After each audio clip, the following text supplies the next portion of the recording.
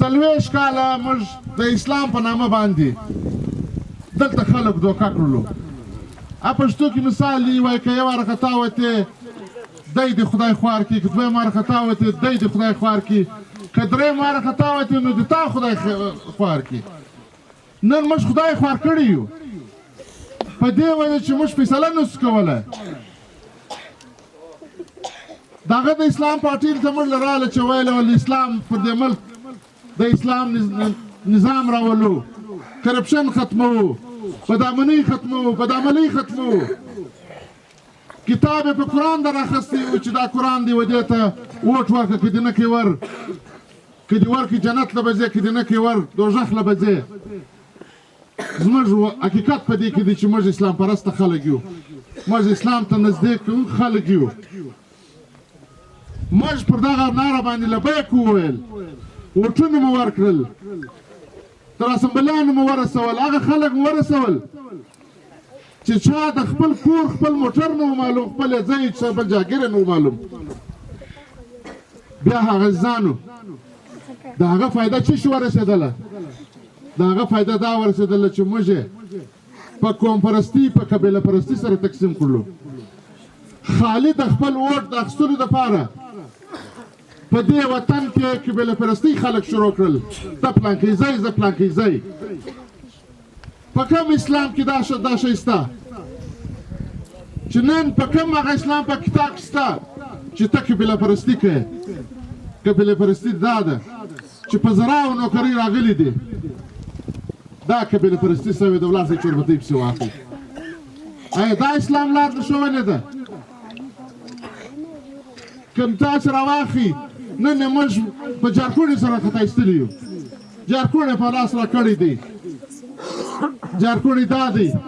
چې پخوا به دلته راتله زموږ ډېر سادهګان ملایان، موږ اوس هم د عالمانو قدر کوو، د هغه عالمانو قدر کوو چې هغه د سیاست نه لرې خلک دي، د هغه عالمانو اوس هم قدر کوو چې دی د خپل میراب کومه بادشاهي چې د ده په لاس کې ده دا ډېره غټه بادشاهي ده. مګر نن د هغه خلکو وجې زموږ دغه عالمان هم دوکه سول، زموږ مسجدونه استعمال سول دې دپاره. بیا تاسو ولیدل عزیزانو کوم هغه شی وسو، ستا مستقبل کوم هغه ستا مستقبل روښانېدو دپاره کوم هغه کار وسو. نن خو الحمدلله دا ورځ راغلی ده، مخکې به موږ پسې ګایدلو چې دا عالمان دوکه ده، دا ورور دا د اسلام نوی درخص دا دوکه ده، دا قرآن نه دی، دا کتاب دی. خلک به په موږ پسې ویل چې ته د عامیان وګوره د علماو توهین کوي، د اسلام توهین کوي. نن خو تاسې په خپله سوشل میډیا وګورئ، دوی په خپله په هغه جامه کې په هغه عالمتوب کې یو په بل پسې لګیا دي چې دا د اسلام پارټۍ نه ده، دا د کمیشن د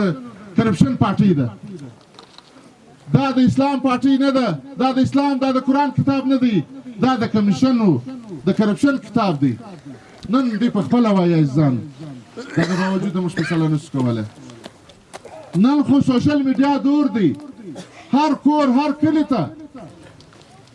هر نغري ته دا خبره رسیږي که ښه که بد دی. دغه باوجوده موږ فیصله نشو کولی، په سوچ کې ورته. بیا دا بل ملا نن رفاوه سوی دی، وایي جنډه بله نه لري، زه مولانا صاحب ګزاروم، زه مولانا صاحب ګزاروم. د غش په غېږ ورسه د مځکې ووه. خلک ولې په ووټ خطا باسي؟ خلک ولې په ووټ خطا باسي چې نن بیا ووټ په دغه غاښ پاکه د مولانا صاحب ګزاروئ؟ خو تېر واره پر دغه کتاب تا خلک په قرآن تېروئ چې دا ووټ و کتاب ته راکړه. او عجبه دا ده د یوې کرسۍ دپاره یوه واره دې د جمعیت څه نظریاتي جوړه کړله، موږ جلا مې څه خطا ایستو. واقعي سړی دا د اسلام به جوړېږي، دا واقعي هغه جوړول ملایانه د هغوی ای په مولوي عصمت الله صاحب په جیبونو پاس شپاسو، دا د کرپشنه خلاص سړی دی، دا صفا سړی دی، دا کلیر سړی دی، دا پلانا سړی دی. نه پس حتی تر دې پورې چې د هغه مولوي عصمت الله صاحب پر دغه جمعیت باندې بقاعده تاسې وګورئ، جمعیت نظریاتي کیوں بنی دا یو کتاب یې بقاعده پر ولیکئ په کتاب کې تاسو وګورئ چې دی په مولوي مولانا صاحب څه خبرې کوي په جماعت پسې دی کومې غلط خبرې لیکلي دي یو خو زباني خبرې زما په کچو کې خبرې وکړې بس هوا یې وړلې یو په تحریر ته د ده تحریر وګورئ چې د په تحریر څه لیکلي دي چې دا جماعت تر کومه ځای رسولی چې دا د کرپشن جماعت دی دا د اسلام جماعت نه دی دا اسلام پلیټفارم یې پرېښوی دا د کرپشن د کرسیو خواته ولاړی دا پلان نه ده دا تی دا کتاب وګورئ ګسه دا پړه لیکه خلک دا کتاب وګورئ بیا ورو دغه بعد چې کتل مې دننه پرستان فیصله سره وسو دغه مولوي صاحب پکښې و دا نن چې ګړۍ پر در اخیسته دا هم پکښې و بیا سره ګډ سولو موږ دغه یې پرېښول د خلکو به ویل ول چا به خور وتښتېدله چا به لور وتښتېده زموږ مور وتښتېده موږ یې دا دغه مسلمان پرېښول د هغه بعد یې ورور هغه ولاړه تر خپل ځای باندې تېره شوله ټیک دی ورور دغه بعد جمعیت دی نن چې بیا د ووټ ورځ راغله اوس بیا کمیټۍ شوه اوس یې بیا کمیټۍ په مخه راخیستل خلک په کمیټۍ خطا باس او پر سټېج څه وایي وای ما به ضلع جوړه کړې وای که دغه مولوي صاحب نه وای ما وزیر اعلی دا ضلع له نه سوای راوستلی دی پابنده و نو ته چې په جمعیت کې دننه پر کتاب کامیابه سوی 12 سیټه ستا سره 12 نمایندګان نور در سره و ته خالد دشتک نسې ضلع نسې جوړولی غږه نسې کولی او ته وزیر اعلی الکې له نسې راوستلی نو سار کس چې دا یو شیټ تا ته دا خلک درکړي ته به څه پکې ظالم پر تا خو ګرد عمر په پټاټو در باندې تېر شو هلته به درته کوي په کلاس افلا کې مرګورو اکثر او داسې پروګرامونو دا چاول پټاټې به پکړې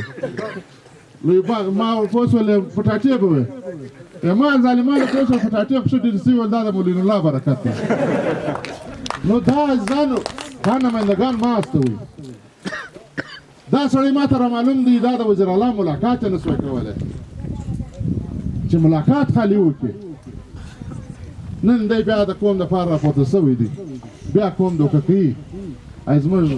خوشحال ګروپ یې لا هم خطا ایستي ګوره چې اوس په پیسو یې خطا ایستي که په چیش خطا ایستي ان پي خو دته ساعت ورکړی و د وخته مرګري یې ورسره کړې وه او وجه دا ده عزیزانو په وشه سر خلاص کړي نن هم ورته ناسته دی په ژوب کې احتیاط را سره وکړه په پښین کې احتیاط را سره وکړه پر دې شټ دوې خبرې وې عزیزانو په دا شي سر خلاص کړي موږ سره چې د خوشحال پاټۍ احتیاط نه وکړي صرف پاکې دوې وجې وې یو یې د امان الله نه و خوښ پر دې علاقه خو ورسي دویم عوامل شتل پاټۍ نه و خوښ پر دې وطن په دې علاقه خو ورسي دا د عثمان الله شهید سیاست و دا به سارسا سیاست دی چې ته کفرستي ته درې او بیا یو کفرستي ته درې بیا یو سړي ته درې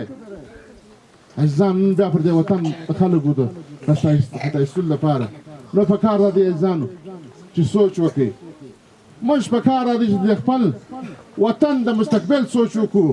و دا ته نه وګورو چې دا ښه سړی دی دا بد سړی دی دا شمسي راکوي دا پیپ راکوي تی راسې موږ پر دغه سوچ وکړو چې زموږ مستقبل تباه دی د خپل د مستقبل د جوړولو لپاره زموږ لپاره څه کول پکار دي ستا مستقبل په شیشه او په پیپو نه جوړیږي ستا مستقبل په تعلیم جوړیږي ستا مستقبل په صحت جوړیږي ستا مستقبل په بجلی جوړیږي زه پر لاره روان وم ډېر افسوس خبره ده زما په خیال شمشانې ډېر راغلي دي که څنګه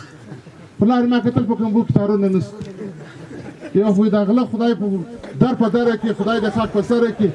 زموږ زموږ د علاقې غله لا هم دونه مسکینان شو چې اوس تارو ته لاس اچولی پر حیا من حالت څه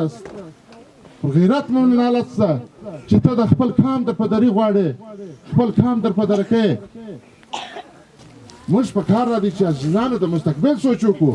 ستا دغه روډ نه دی دا نه چې ته پر روان یې که څوک نه مني راسي زه به کاغذان د ښکاره کړم پر دې دونه پنډونه راوتلي دي دا په کاغذانو کې داسې لکه هغه نشنل هایوې روډ چې موږ پر ځو راځو پوزیشن یې دغه دی چې پر را روان یاست د هغه باوجوده موږ په دې سوچ نه کوو د هغه باوجوده موږ بیا خلک ته ولاړ یو موږ په کار دی جماعتیان ته دا وایي چې 40 کاله دي دلته باچۍ وکړله په زراو نوکرۍ دغه ډسټرکټ ته راغلي دي په زراو د کنچوغي کې د 15 کسان ولاړ سي چې ما ته د چپړاسیتوب یا د چوکیداري نوکري راکړې ده یو 15 کسان دي په کنجوګۍ راښکاره کړي زما مستقبل خو دغه دی چې زما یو هلک پرې نوکري ولګېږي دا پوره کور به ورسره چلېږي د دغه پوره کور مستقبل به ورسره سمیږي موږ په دغه خوشحاله کېږو چې مولانا صاحب را روان دي بس ما سره چای کوي بس دا زنده‌باد موږ په دغه خوشحاله کېږو چې ورور شمسي راکوي زنده‌باد یا ځان راسي د راسي عوامي نېشنل پارټۍ ستا د راسي جنګ کوي پرېږدي دا جارکونه تر ابده راسي په دغه پارټۍ کې زه نن ډېر خوشحاله شوم او بلکې خالي دا پروګرام نه دا تاسې په سوشل میډیا چې کوم پروګرامونه ته کلاسیفلا ډسټرکټ کې پر هر کونج وینئ موږ ګډ د شمولیتوب پروګرامونه کړي دي او الحمدلله دا وجه څه ده چې د عوامي نېشنل پارټۍ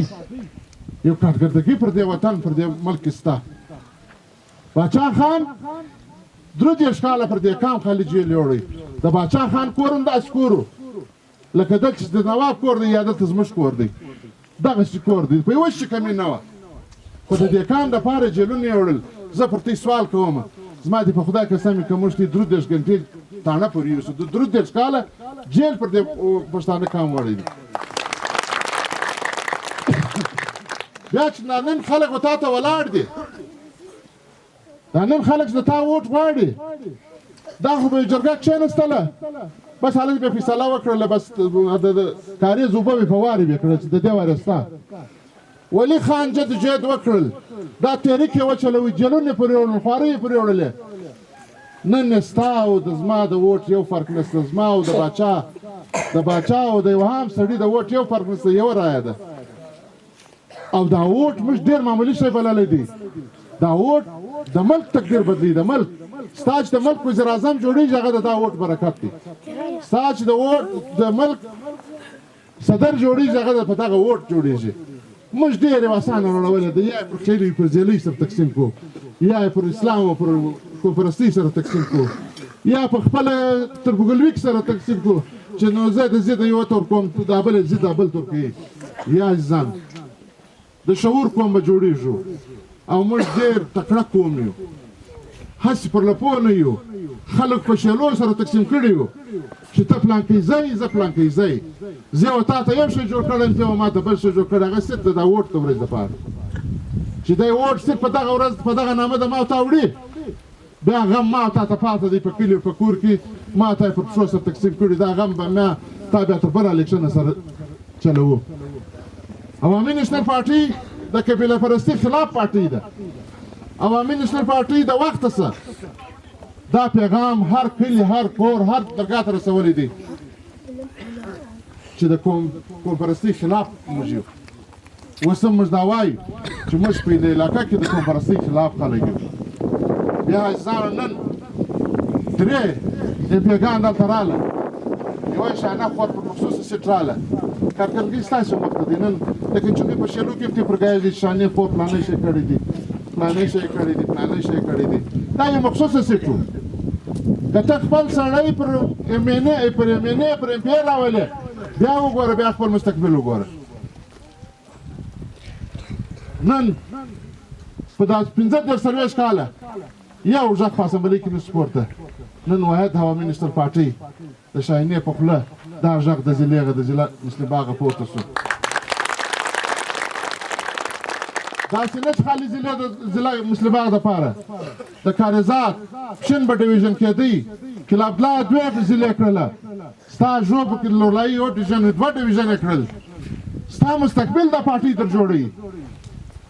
دغه جارکونه خو به راځي په پسې به دا ټرانسفارمر او پیپ او فلانه او شیشه دا خو جارکونې دي چې راسي جنګ د راسي وکړو چې زما مستقبل زما د نوي نسل مستقبل پر جوړ سي یو ښه تعلیمي ادارې جوړې سي ښه هسپتالونه جوړ سي د کنجوګۍ عزیزانو زه پر دوی سوال کوم چې ماښام زما یو خور یو ورنداره یو مور ناجوړه سي دلته تی د ستنې سړی لري یا نه لرو تارونه سولاړه تاڼه دلته جوړه ده دومره توره تیاره ده چې دلته 15 ویزه کښېنئ یا ته یې نه غواړي تاسې خالي پر دا مولوي صاحب چې راځي دغه سوال پر وکړه چې مولوي صاحب دغه پوخ بلډینګ ته ما د بچي دپاره درولی دی ته خالي دې لپاره درولی چې زه تر تېر سم را تېر سم د دې مقصد څه شي دی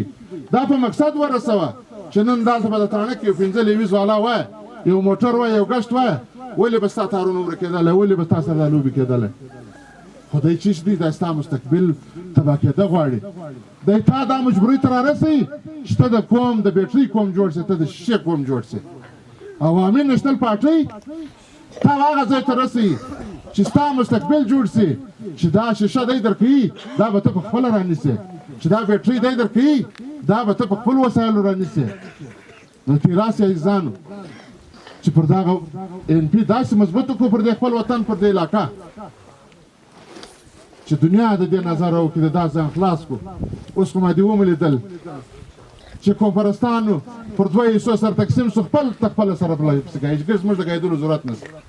یو وایي ما ته قاتلان را معلوم دي زه نسم شولی بل وایي ما یوه زوی تر شولی نه زوی شولی سي صرف دغه نارې وایي چې دا ایجنسیانو کړي دا ایجنسیان چې تا ته معلوم دی نو خو ووایه ولې نه څه ویلی چې د عثمان شهید غوندې سړی ستا هغه ځایه سو ته نن قاتل نسې شولی خالي په خوله کې نوم نسې اخیستلی یو هم سړی که مړ شو د هغه به بیا کمپوزیشن دا صرف عزیزانو دوکې دي دا صرف دوکې دي عوامي نېشنل پارټۍ چې ما خپله کړې ده د نظریه چې ما خپله کړله